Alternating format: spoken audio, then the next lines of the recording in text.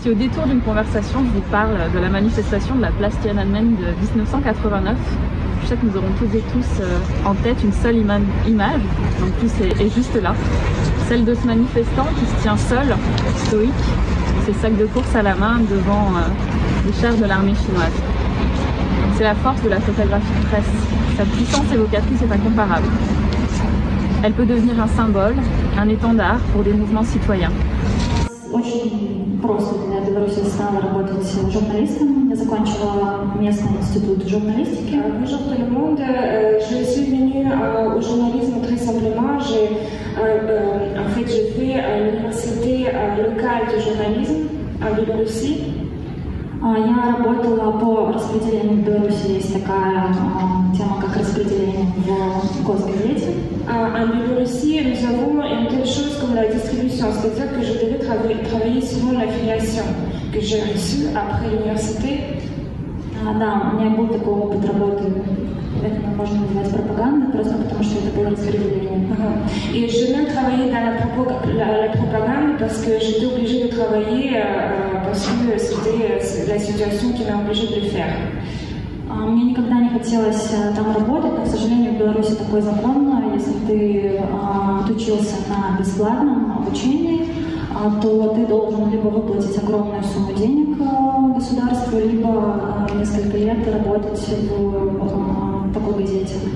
En fait, je n'ai jamais voulu travailler dans ce journal, la propagande, mais j'étais obligée de le faire parce qu'en Biélorussie, il existe une loi qui vous oblige de travailler dans ce journal, c'est-à-dire c'est le gouvernement qui choisit où vous devez travailler, après que vous avez fait des études dans une université qui était gratuite.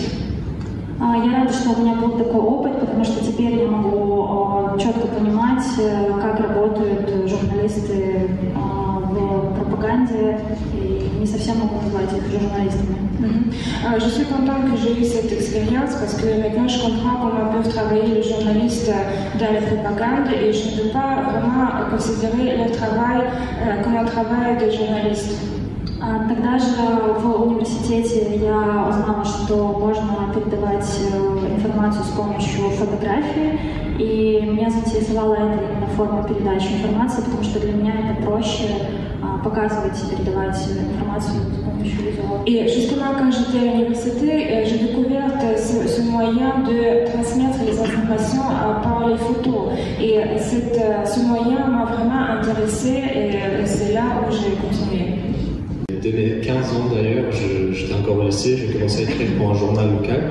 Et surtout c'était un journal officiel, donc d'État, mais quand même on avait une rédaction de jeunes journalistes pour s'entraîner, pour se préparer pour faire des études de journalisme. Et c'était mon plan initial de faire mes études de journalisme à Minsk. Sauf qu'en 2010, on avait énième élection présidentielle, on avait une mobilisation pas très important, pas aussi important qu'en 2020, mais quand même, je suis allé à Minsk pour voir avec mes propres yeux ce qui s'est passé, cette répression. Et c'est là où j'ai compris que, en fait, faire les études de journalisme ici, ça ne sera pas possible. Donc, je suis parti en Lituanie, et en Lituanie, on a une université bélarusse exilée depuis 2004, qui a été fermée aussi par Loukachenko, par le dictateur. Et c'est là en fait où j'ai fait mes études de journalisme et en 2013 je suis arrivé en France, mais j'ai gardé toujours l'œil sur cette région parce que en fait c'est la région que je connais le mieux, c'est la région où j'ai grandi et c'est la région dont on ne parle pas beaucoup dans les médias français. Et la preuve, la crise bélarusse de 2020 a montré à quel niveau on connaît pas cette région. La guerre de l'Ukraine, on a parlé au début, aujourd'hui on n'en parle pas, mais ça continue, etc., etc. Et cette région qui est très instable est très importante parce que cette région impacte l'Europe. Et on a vu depuis quelques semaines avec la crise humanitaire à la frontière polonaise, ce qui se passe est très grave. Et donc aujourd'hui, le régime bélarusse et d'autres régimes qui sont influencés par Vladimir Poutine, par le Kremlin, représente une menace pour l'Europe, pour nos valeurs, pour la sécurité européenne. Donc c'est pour ça que je me suis rendu à Minsk l'année dernière pour en parler. Et résultat, j'ai fait un documentaire. J'ai continué à en parler parce que c'est très important. On verra tout à l'heure. Oui, voilà, on verra tout à l'heure. Mais votre point est très important. Moi, je me souviens très bien qu'en école de journalisme, on étudiait énormément la situation de la région, notamment de l'Ukraine et du Bélarus. Et là, j'ai dû rattraper avant la conférence, pour être très honnête, parce que je ne lisais plus rien sur le sujet depuis des mois et des mois. Donc, effectivement, je pense qu'il y a un oubli. Oui, déjà, d'un côté, il y a un oubli, il y a peut-être. On se concentrait déjà, la classe politique se concentre souvent autour de soi, c'est-à-dire qu'on parle toujours des relations avec l'Allemagne ou avec les États-Unis, davantage avec les États-Unis qu'avec d'autres pays déjà dans l'Union européenne. Je ne parle pas de pays qui sont à l'extérieur de l'Union européenne comme le Bélarus, l'Ukraine. Et assez souvent, on parlait de ces pays ex-soviétiques de cette manière un peu misérabiliste, c'est-à-dire que voilà, ces pays qui sont toujours en crise, ce sont des pays pauvres, ce sont des pays avec la population assez appauvrie. Et moi, quand je suis retourné à Minsk, au Bélarus l'année dernière, moi, ce que je voulais montrer, c'est en fait juste montrer les gens. Enfin, si vous aurez le temps de regarder mon documentaire, il est toujours disponible. Mais en fait, c'était trop de teasing. Exactement. C'était mon approche de montrer les gens pour que le public en France ou ailleurs puisse s'approprier de l'histoire, parce que, pour comprendre que ce sont des gens comme nous qui ont des vies ordinaires aussi et qui partagent aussi les mêmes valeurs, et éviter cette manière misérabiliste et montrer au contraire leur force, parce que ce qu'on a vu l'année dernière, c'était la force de ces gens qui se battaient de manière pacifique pour les valeurs. À ce métier, parce que ce métier c'est une vocation. Il y a beaucoup qui choisissent le métier de journaliste pour gagner leur vie. Il y a ceux qui le choisissent pour informer les gens, parce que c'est une vocation, parce que c'est un rêve aussi. Moi, j'ai toujours rêvé d'être journaliste, d'écrire, de présenter à la télévision, et j'ai réalisé mon rêve. C'est vrai que c'est un peu plus difficile d'être journaliste en Algérie qu'en Suisse ou qu'au Danemark, mais ça rajoute à cette difficulté le défi d'exercer son métier et le défi d'informer les gens. Bien sûr, je n'ai pas eu plus de problèmes que d'autres journalistes en Algérie, dans la région et dans le monde, mais les problèmes avaient commencé déjà pour ma part en 2014 avec l'ancien président Abdelaziz Bouteflika, et ça s'est poursuivi après le début du Hirak, le mouvement populaire, en 2019, malgré les arrestations que nous avons subies. Il y a d'autres journalistes également et des citoyens qui ne sont pas journalistes.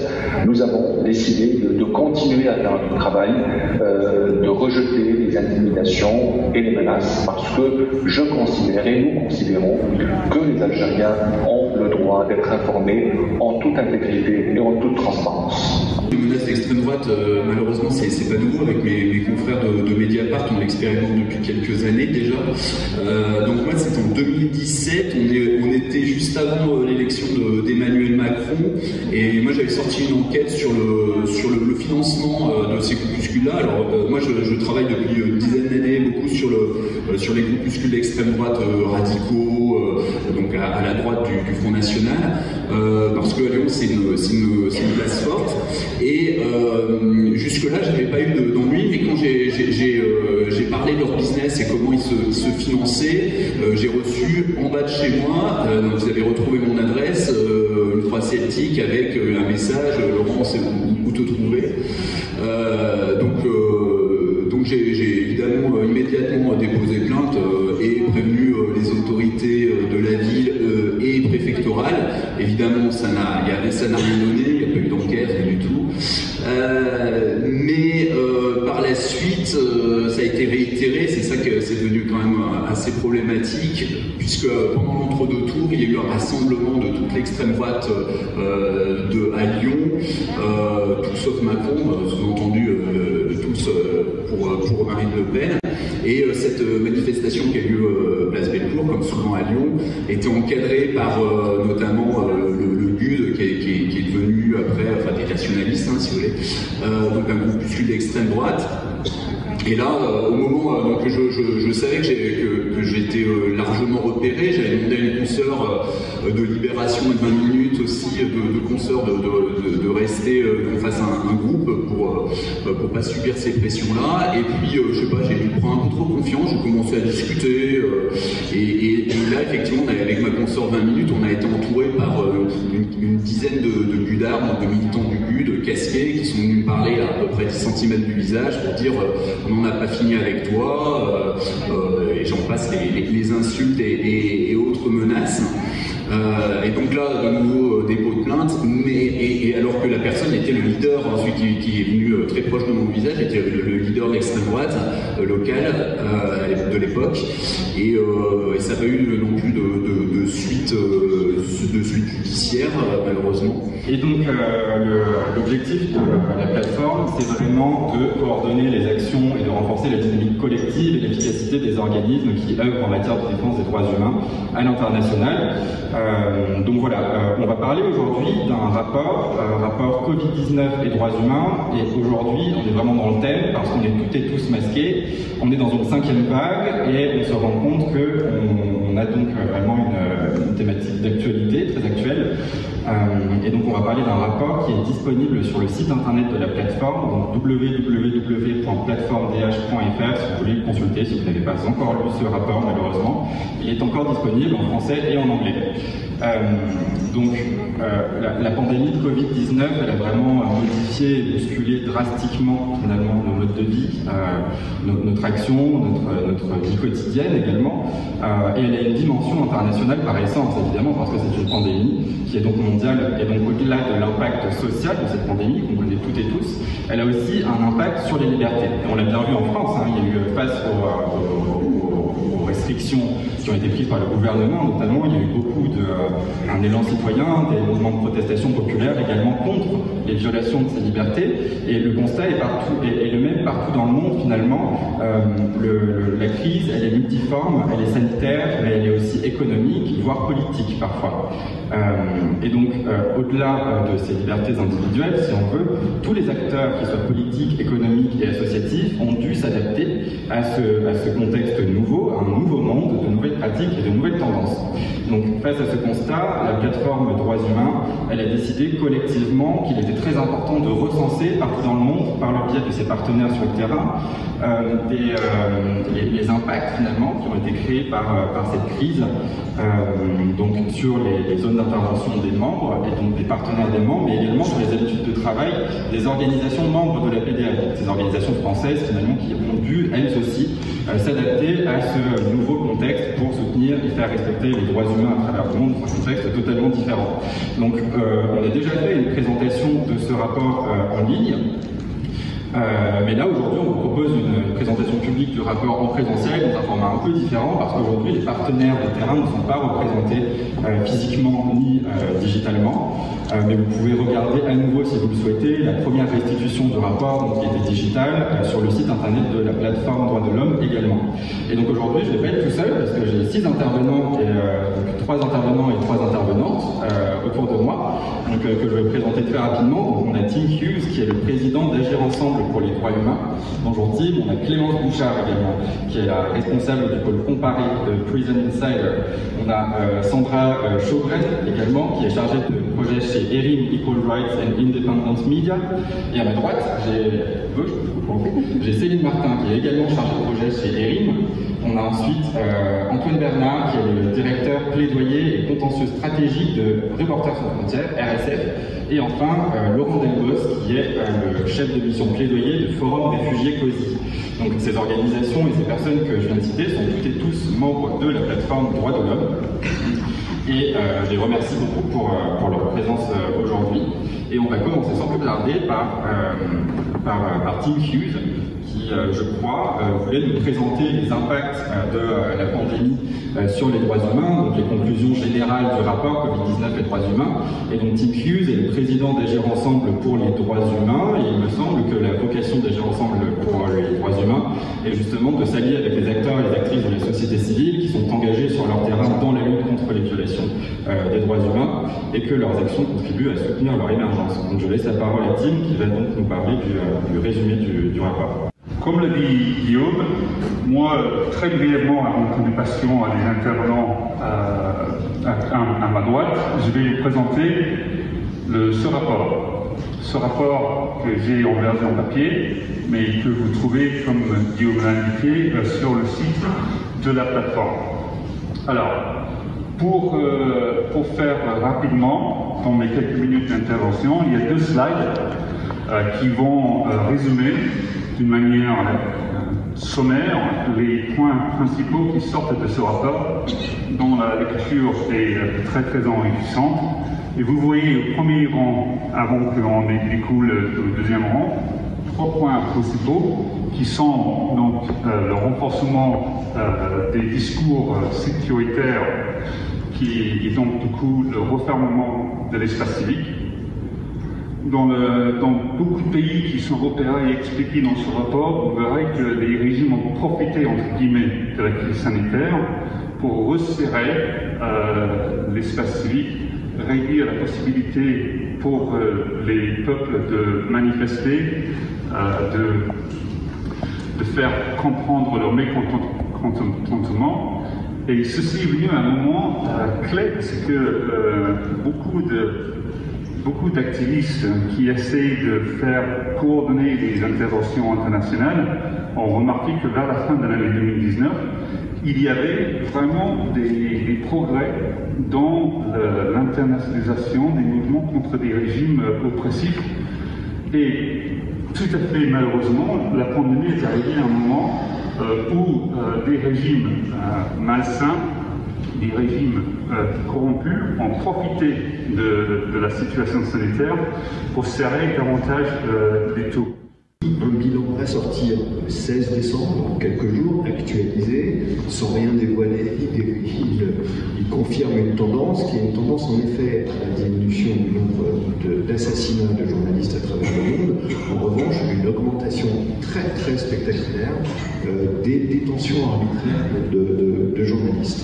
Alors, pour faire le lien avec la conversation, le panel précédent et votre conversation, on voit ici et on constate l'augmentation d'une très grande défiance à l'égard des journalistes et des médias, une très grande interrogation, pour ne pas dire une critique légitime de la concentration capitalistique dans les médias, et on constate en même temps cette concurrence absolument effrénée et très déloyale des plateformes et des réseaux sociaux à l'égard des médias classiques. On est en problématique, et à l'aune de tout ça, la France est classée 34e au classement mondial de la liberté de la presse qui lui sort chaque année pour le 3 mai, le journal mondial de la liberté de la presse. C'est pas mal, c'est pas bien, hein. On aimerait bien que ce soit quand même beaucoup mieux. Mais si on prend un peu de recul et qu'on regarde à l'échelle de la planète, on s'aperçoit que singulièrement la Covid a accéléré tout ça, exacerbé tout ça. On s'aperçoit qu'au fond on a encore un petit peu de chance. Dans 73 États sur 193, l'environnement pour les libertés de la presse est épouvantable. Dans 59 de plus, il est très inquiétant. C'est-à-dire que dans 132 États sur 193, c'est-à-dire 73% des États du monde, c'est impossible ou extrêmement difficile de se forger notre opinion de citoyen, voire de consommateur, de consommatrice, mais en tout cas notre opinion de citoyen, de citoyenne, à partir, parce qu'on ne peut pas accéder à une pluralité de sources d'informations. Et l'épidémie a exacerbé ce phénomène. Un nombre très important d'États, sur les 193, un nombre très important d'États, les 2 tiers à peu près, ont profité de l'aubaine pour imposer, ici on a appelé ça l'état d'urgence sanitaire, c'est une expression, c'est la narration publique, ça n'a pas tellement de fondement juridique constitutionnel. constitutionnelle, l'état d'urgence c'est autre chose. On va l'appeler comme ça pour le vendre, pour montrer qu'on restreignait les libertés au nom d'un motif légitime qui est la protection de la santé publique. Vous avez remarqué qu'ici, dans l'état d'urgence sanitaire, et heureusement, il n'y avait aucune restriction de la liberté de la presse. Ça n'a pas été le cas dans 120 États de la planète qui, au contraire, ont dit « Ah bah oui, pour protéger, on va non seulement faire le lockdown, le confinement, bon, au passage, on va confiner les journalistes et éventuellement on va les confirmer en tôle aussi, parce qu'il ne faut pas exagérer quand même, on ne peut pas dire n'importe quoi en période de Covid. Alors qu'au contraire, on est face à une telle crise, on a d'autant plus besoin d'informations fiables, de journalisme de qualité qui soulève les bonnes questions. Et on voit qu'en Chine, par exemple, les journalistes ou les journalistes citoyens, les journalistes professionnels en Chine sont des journalistes qui ont la carte du parti. Donc les journalistes qui ont soulevé les bonnes questions à propos de l'origine du virus, par exemple, sont aujourd'hui au bord de la mort, en prison. Donc ça, la Covid est exacerbateur. L'autre question que ça soulève, exacerbatrice, pardon. L'autre question que ça soulève, c'est est-ce que ces exceptions illégitimes, ces restrictions indues de la liberté de la presse au nom de la Covid, sont temporaires, comme elles devraient l'être. Il y a des conditions pour que des restrictions soient admissibles, et notamment qu'elles soient temporaires, qu'elles soient proportionnées, là elles sont complètement illégitimes. Et puis la question c'est est-ce qu'elles vont rester? Et moi je crains qu'elles ne deviennent la nouvelle norme. Ça nous rappelle, pour ceux d'entre nous qui ont l'âge, l'après 11 septembre, et les mesures qu'il fallait prendre, les mesures exceptionnelles qu'il fallait prendre pour lutter contre le terrorisme et son développement, les restrictions admissibles au nom de la protection de l'ordre public, par exemple, on peut se dire que c'est légitime, et on a vu que ces mesures dites exceptionnelles et temporaires ne sont pas du tout restées temporaires, elles sont devenues très largement la nouvelle norme. Donc ça, c'est un vrai combat, un vrai problème qu'il faut essayer d'affronter. Ça, on peut dire, c'est l'enclume, parce qu'il y a le marteau. Et dans le contexte de Covid, le marteau il est très important aussi. Et le marteau, c'est les réseaux sociaux et le fait que l'information non fiable sur les réseaux sociaux, quand je dis l'information non fiable, c'est tout.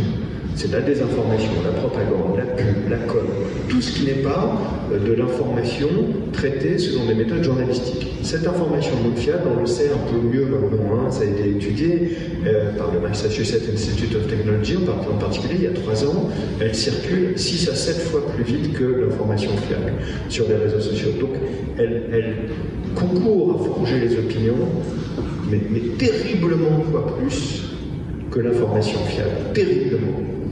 Et ça c'est dû à nous, c'est dû à nos biais humains, mais c'est aussi dû à la façon dont les algorithmes sont programmés et à la recherche du divisionnisme, parce que le divisionnisme circule plus vite, et donc ce modèle économique génère plus de pubs. Cette publicité dont on nous a dit au panel précédent qu'elle avait migré des médias classiques vers les plateformes, justement parce que les plateformes touchent un public beaucoup plus large et singulièrement donc l'information non fiable. Donc c'est un constat qui est très complexe et sur lequel il y a quelques pistes, et nous à RSF on est très engagés sur des pistes et solutions, mais je ne sais pas, Monsieur le Président, si j'ai le temps de les aborder. Il y a plusieurs choses. Déjà, le fait que la situation de crise en prison, c'était pas nouveau. Enfin, je veux dire, ça date de bien avant la Covid, et les prisons sont en crise perpétuelle, et ce, à peu près dans tous les pays. Et concernant la santé d'autant plus, parce que c'est complètement le parent pauvre, on va dire, de la prison. Donc ça, c'est un premier élément. Donc effectivement, quand la pandémie arrive, les prisons sont déjà en crise depuis des décennies et des décennies. Les systèmes de santé en prison sont sous-financés, les conditions de détention sont déplorables, les conditions d'hygiène c'est pareil, il n'y a pas des systèmes même d'eau, on va dire, corrects dans toutes les prisons. On a des problèmes d'hygiène assez conséquents, de la surpopulation endémique, etc. Donc évidemment la situation n'est déjà pas terrible. Donc forcément la pandémie arrive et il y a évidemment un coup de projecteur là-dessus parce qu'on parle un petit peu de ces milieux fermés. On a vu ça aussi avec les EHPAD par exemple en France. Voilà, ça met un coup de projecteur sur les personnes qui vivent un peu les unes sur les autres et en groupe. Quels effets la pandémie va avoir sur leurs conditions de vie. Alors, merci pour l'invitation, déjà, pour Agissons pour les droits de l'homme et puis la ville de Lyon.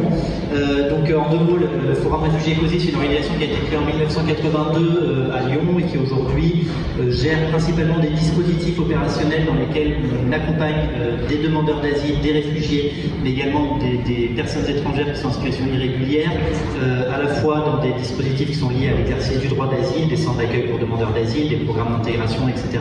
On est aussi présent au centre de rétention administrative. Et on a plein d'autres petits dispositifs. On gère un dispositif sur la mise à l'abri, l'évaluation des mineurs non accompagnés. On gère 2 centres de santé mentale dédiés à ce public. On a également une facette de notre action qui est tournée vers l'international, puisqu'on mène des projets à l'international pour essayer aussi d'améliorer la situation dans les pays d'origine ou les pays de passage des personnes qu'on va accueillir ensuite ici. Et puis, parallèlement à tout ça, on développe aussi des actions de plaidoyer et d'expertise. On essaye de capitaliser un peu toute cette connaissance de terrain à travers des recommandations, des rapports, des publications. Et voilà, je vois que c'est marqué là. Et donc, beaucoup d'éléments que je vais vous citer là sont issus d'un rapport qu'on publie chaque année qui fait un état des lieux de l'asile dans le monde, en Europe et en France. On publie le 20 juin, qui est la journée mondiale des réfugiés. Ma collègue Sandra et moi, nous sommes chargés de projet chez ERIM. Pour les non-anglophones, ça veut dire droits égaux et médias indépendants. C'est une ONG lyonnaise créée en 2004, anciennement connue sous le nom d'Irex Europe. Et nous avons une quarantaine de projets à peu près, et nous agissons dans 36 pays. Dont on va parler de certains aujourd'hui, mais qui sont l'Europe de l'Est, l'Asie centrale, la région MENA, du coup Moyen-Orient, Afrique du Nord, l'Europe et ce qu'on appelle en français le voisinage européen, qui sont en fait les pays anciennement soviétiques. Notre action se focalise notamment, comme notre nom l'indique, sur les médias indépendants, sur le développement des médias, sur la liberté d'expression, sur le genre, et y compris les droits LGBTIQ+, et sur les droits humains en général. Aujourd'hui, pour rester dans la thématique du Covid, on va d'abord se diriger en Europe, parce que sur un projet, le projet Speak Up, qui s'est déroulé, Media for Inclusion, qui s'est déroulé pendant toute la durée du Covid. Et pour commencer, nous commencions par une petite vidéo. Déjà, ça fait bizarre de revoir ce film encore une nouvelle fois, surtout dans une salle comme ça. En fait, au départ, le film s'appelait My Chinese Big Brother. C'est-à-dire qu'au départ, j'avais vu en 2017 les premières informations qui arrivaient sur les camps de concentration ouïghours. Et je m'étais dit, il y a très peu de journalistes qui ont réussi à aller sur place, qui ont essayé d'aller sonder finalement cette dictature numérique. Et je me suis dit, je me suis posé la question de savoir si c'était possible d'y aller. Donc j'ai écrit tout un film sur papier. Ça m'a pris à peu près 3-4 mois avant de vraiment développer tout l'arc narratif principal, qui est effectivement de voir la diffusion et la contamination des technologies de surveillance à travers le monde. Mon projet secret, c'était vraiment de tout faire en Chine. Mais comme je n'étais pas sûr d'avoir le visa presse, j'ai dû en fait étendre le spectre de l'enquête en Europe, puis aux États-Unis, puis en Angleterre, etc. Ce qui s'est passé, c'est que je suis rendu 3 fois en tournage en Chine et j'avais vu le pays changer. J'étais allé une première fois. En plusieurs années, quoi, en 3 ans ou 4 ans. En fait, j'avais vu petit à petit s'installer ces caméras de surveillance et sa reconnaissance faciale, etc. Et je m'étais demandé, est-ce que vraiment la technologie allait faire basculer finalement la Chine dans un monde orwellien, ou est-ce que ce mouvement était enclenché? Est-ce que si ce mouvement était enclenché en Chine, est-ce qu'il allait pouvoir contaminer l'Europe? Et en enquêtant, je me suis aperçu effectivement qu'il y avait, Xi Jinping avait la volonté d'aller diffuser ces technologies de surveillance à travers le monde, notamment par l'intermédiaire des routes de la soie numériques, et très vite, j'ai orienté mon enquête à l'international et je me suis rendu compte quasiment concomitamment que Nice allait faire des expérimentations de reconnaissance faciale, puis que l'Angleterre l'avait déjà fait quasiment au même moment, que les États-Unis avaient quasiment légalisé la reconnaissance faciale dans les aéroports, et je me suis dit il y avait une matière incroyable à enquêter.